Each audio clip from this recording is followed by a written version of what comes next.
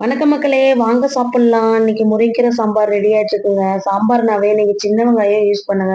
ஏன்னா சின்ன வெங்காயம் நம்ம ரெகுலரா எடுத்துக்கிறது டயபெட்டிக் பேஷண்ட் இருக்கான் பாருங்க, சர்க்கரை நோய் உண்டு. கன்டினியூவா எடுத்தா அந்த லெவல் வந்து கண்ட்ரோல்ல வச்சிருக்குங்க. 2வது இந்த ஹார்ட்ல பிளாக்ன்னு சொல்லுவாங்க பாருங்க, இதயத்துல அடைப்பு இருக்கு அப்படி.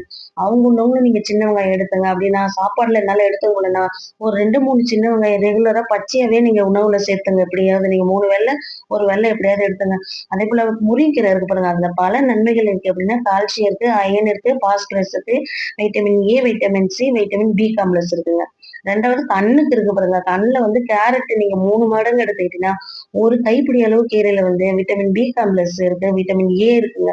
எலும்பு வந்து நம்ம கால்சியம் சத்து இருந்தா தான் எலும்பு நல்லா வலுவா இருக்குங்க. அப்ப கால்சியம், பாஸ்பரஸ் இது கண்டிப்பா இருக்கனால நம்ம போன் நல்லா ஸ்ட்ரென்த்தா இருக்கணும். அமினோ ஆசிட்ஸ்ன்னு சொல்லுவாங்க பாருங்க. நம்ம உடம்புல உள்ள புரத சத்த சீராக்க உதவுதுங்க.